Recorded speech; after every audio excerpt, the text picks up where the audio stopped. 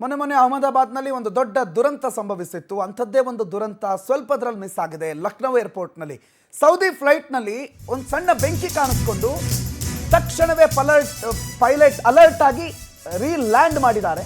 ಬೆಂಕಿ ಕಾಣಿಸ್ಕೊಂಡು ಕೂದಲೆಳೆ ಅಂತರದಲ್ಲಿ ಒಂದು ದೊಡ್ಡ ಅವಘಡ ತಪ್ಪಿದೆ ಅಂತ ಹೇಳಿದ್ರೆ ತಪ್ಪಾಗ್ಲಿಕ್ಕಿಲ್ಲ. ಲಕ್ನೋ ಏರ್ಪೋರ್ಟ್ನಲ್ಲಿ ನಡೆದಿರೋದು. ಜೆಡ್ಡಾ ಟು ಲಕ್ನೋ ವಿಮಾನದಲ್ಲಿ ಬೆಂಕಿ ಕಾಣಿಸ್ಕೊಳ್ಳುತ್ತೆ. ಬೆಂಕಿ ಕಾಣ್ತಾ ಇದ್ದಂಗೆ ಪೈಲಟ್ ಅಲರ್ಟ್ ಆಗ್ತಾರೆ. ಸುಮಾರು 250 ಜನ ಹಜ್ ಪ್ರಯಾಣ ಬೆಳೆಸಿದ್ದ ಯಾತ್ರಿಗಳು ಬಚಾವಾಗಿದ್ದಾರೆ.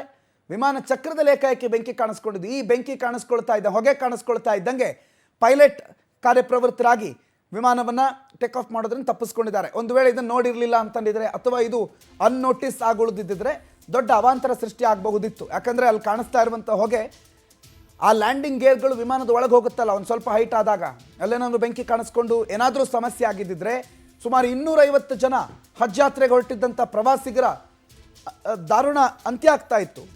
ಸ್ವಲ್ಪದರಲ್ಲಿ ಈ ವಿಮಾನ ಅವಘಡ ತಪ್ಪಿದೆ. ಲಕ್ನೋ ಏರ್ಪೋರ್ಟ್ನಲ್ಲಿ ಪೈಲಟ್ನ ಸಭೆಯ ಪ್ರಜ್ಞೆಯಿಂದ ವಿಮಾನ ಹಾರಾಟವನ್ನು ತಪ್ಪಿಸಲಾಗಿದೆ. ಆ ಬೆಂಕಿ ನಂದಿಸಿ ಈಗ ನೆಕ್ಸ್ಟ್ ಇನ್ನೊಂದು ಸ್ವಲ್ಪ ಹೊತ್ತಿನಲ್ಲಿ ವಿಮಾನ ಹಾರಾಟ ಮಾಡುತ್ತೆ. ಬಟ್ ಮೊನ್ನೆ ಒಂದು ದೊಡ್ಡ ದುರಂತವನ್ನು ಕಂಡು ಸುಮಾರು 275ಕ್ಕೂ ಅಧಿಕ ಜನ ಮೃತಪಟ್ಟಂಥ ಅಹಮದಾಬಾದ್ನ ಏರ್ ಇಂಡಿಯಾ ಫ್ಲೈಟ್ ಕ್ರ್ಯಾಶ್ನ ದುರಂತದ ಬೆನ್ನಲ್ಲೇ ಈ ಘಟನೆ ಆಗಿರೋದು.